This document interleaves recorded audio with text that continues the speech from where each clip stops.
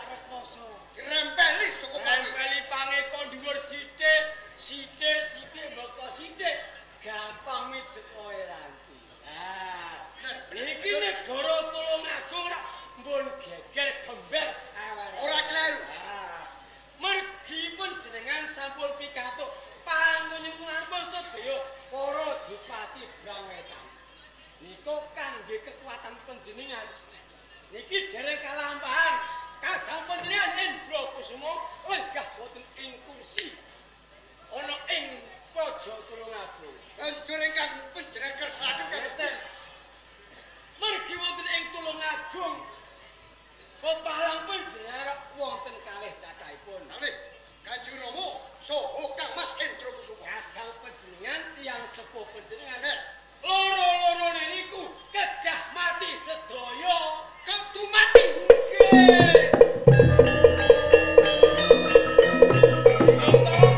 Jenengan terus bingung to. Lah niki sing dadekne bingung sing ora iso kelakon dadi ratu ana ing Tulungagung. Kanjeng Rama Endra Negara lan Kang Mas Endra Kusuma kuwi minangka watu sandungan. Yen ora ndak sikirake pangeh gendong lamun aku ngluwi kursi gading mesti. Ampun wong calon ratu kok dadi jagale manungsa. Banjur kudu piye? Bupati Brangwetan ku nggih apa? Nggih juru kongkonan mawon. Bupati Blitar lan Pacitan. Nggih to. Timbalono. Oh nggih. Mangga aja.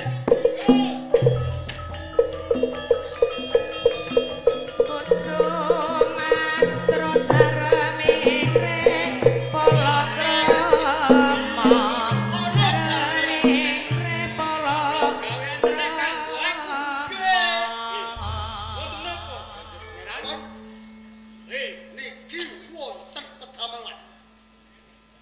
Setunggal Nyidra yuswanipun Kanjeng Rama Endra Negara. Kang kaping kadangku Kang Mas Endra Kusuma uga kudu mati. Kudu mati. Leres Sago napa boten? Sago napa boten? Diko. Ora sago ora dadi bumi tiyang. Kaya ngono. Nggih to. Saged. Ampun ngantun kedaon. Pindah kadhe kula tindakaken. Bupati Brangwetan iku saged dijagake, saged dikuagul-agulke. Leres. Tanpa Bupati Brangwetan sengoro bisa panjenengan njangka panjenengan. Lajeng kula kedah kados pundi? Niki menawi sampun mati tiyang sepuh panjenengan kadang panjenengan Terus niki mijet ranti gampang. Katut ngentos. gampang pijet kowe nranti ngrubuhke tulungan. Nggih. Dipun ranti ki mawon tandang tanduke dipati wonten ing Brangwetan. Oh, kados-kados.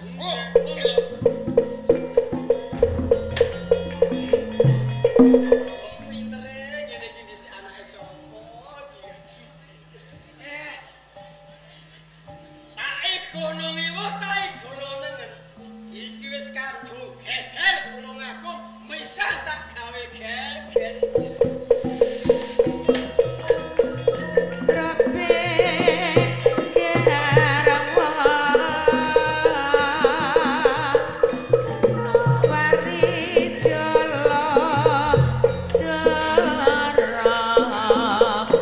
Kaya ngapa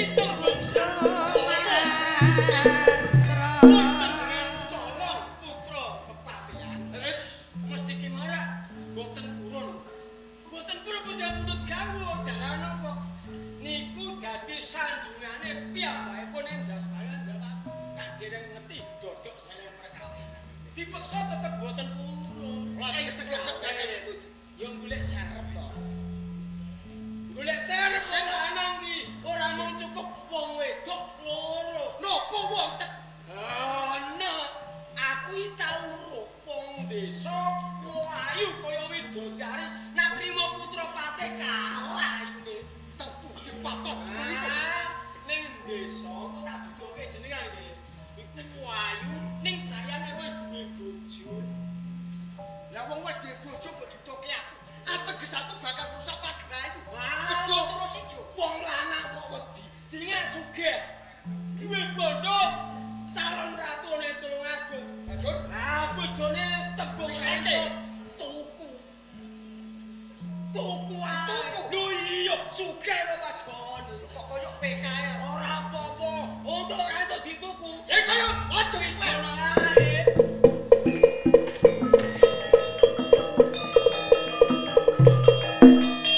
Mbokku pakku dhisik iki piye dadi duwe anak kok pinter ngene yo. Wis karek kawat-kawat iku ajar piye tandane.